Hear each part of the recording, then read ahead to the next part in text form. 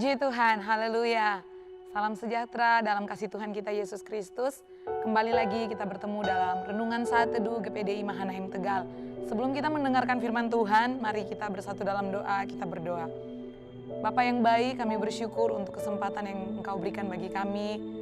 Kami siap untuk mendengarkan firman-Mu Tuhan, urapi hamba-Mu, pakai setiap firman yang telah dipersiapkan, biarlah menjadi kekuatan bagi kami, sehingga apapun yang kami lakukan, kami kerjakan tetap berjalan dalam kebenaran firman-Mu Tuhan. Kami bersyukur dalam nama Tuhan Yesus Kristus, haleluya, amin.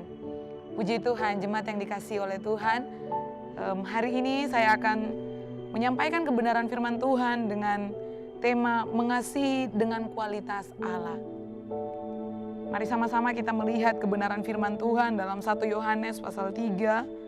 1 Yohanes pasal 3 ayatnya yang ke-18. Saya akan membacakannya. Anak-anakku, marilah kita mengasihi bukan dengan perkataan atau dengan lidah, tetapi dengan perbuatan dan dalam kebenaran.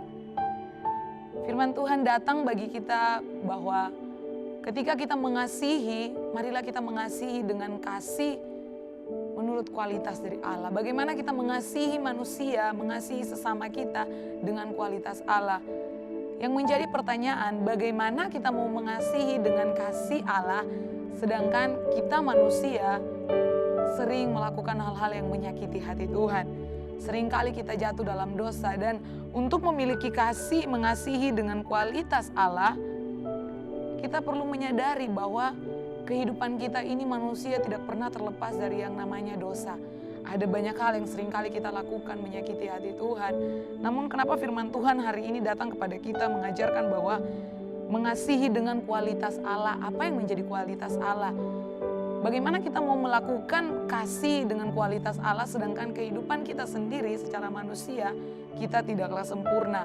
Ada banyak kekurangan yang kita miliki, ada banyak hal yang kita masih lakukan menyakiti hati Tuhan. Siapapun kita hari ini, entah kita ini hamba Tuhan ataupun cuma jemaat, tetapi saudara, saya ingin katakan bahwa semua kita tidak terlepas daripada dosa, siapapun dia.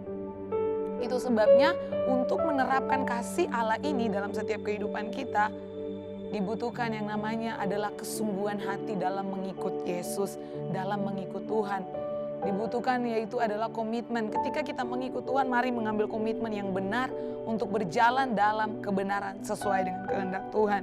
Nah saudara, kalau kita melihat dalam Roma pasal 3 ayatnya yang ke-23, bahwa di situ mengatakan bahwa semua manusia karena telah berbuat dosa maka kehilangan kemuliaan Allah. Itu sebabnya ketika kita kehilangan kemuliaan Allah, firman Tuhan mengatakan bahwa telah kehilangan kemuliaan Allah. Maka yang menjadi pertanyaannya, apakah kita sanggup melakukan setiap perintah-perintah Tuhan? Namun saudara, pada ayatnya yang ke-24 di situ mengatakan bahwa kita telah ditebus oleh kuasa Tuhan, oleh pengorbanan Yesus di kayu salib. Itu sebabnya kita memiliki hidup yang berkenan di hadapan Tuhan. Maka kita mampu untuk melakukan apa yang menjadi kehendak Tuhan dalam kehidupan kita. Nah saudara, ketika kehidupan kita telah dipulihkan, bagaimana caranya agar kita dapat mengasihi Allah? Bagaimana caranya agar kita melakukan kasih Allah itu dalam kehidupan kita, bahkan bukan hanya kepada kita mengasihi terutama kepada Allah, tetapi kepada siapapun dia yang berada di sekeliling kita. Entah itu keluarga, siapapun mereka yang berada di sekeliling kita, orang-orang dalam teman-teman di pekerjaan kita, ataupun siapapun mereka, marilah kita belajar untuk mengasihi mereka. Poin yang pertama adalah kita mengasihi dalam perbuatan dan tindakan kita. Sebagai orang-orang percaya, mari kita lakukan ini dalam setiap kehidupan kita. Mengaplikasikan kasih Allah ini dalam setiap kehidupan kita, dalam setiap teman sekerja kita, siapapun mereka. Bukan ketika kita memandang hanya orang-orang tertentu. Kita mengasihi karena dasar, oh dia ini orang tua saya, atau dia ini anak saya, atau mungkin dia ini keluarga saya. Saudara, saya ingin katakan bahwa ketika kita mengambil keputusan untuk berjalan sesuai dengan kehendak Allah, kita ingin melangkah dalam kasih Allah, kita ingin untuk melakukan segala sesuatu dengan kualitas kasih Allah, maka ketika kita mengasihi seseorang tidak memandang keadaan dia, tidak memandang bahwa dia itu keluarga, tetapi siapapun mereka yang berada di sekeliling kita, belajarlah untuk mengasihi mereka. Dalam Matius pasal 5, mari sama-sama kita melihat dalam Matius pasalnya yang ke-5, ayatnya yang ke-44 di situ mengatakan bahwa Tetapi aku berkata kepadamu, kasihilah musuhmu dan berdoalah bagi mereka yang menganiaya kamu. Suatu hal yang secara manusia sangat sulit untuk dilakukan. Kenapa firman Tuhan Yesus mengajarkan untuk kita harus mengasihi musuh kita, bahkan mengasihi orang-orang yang telah menganiaya kita.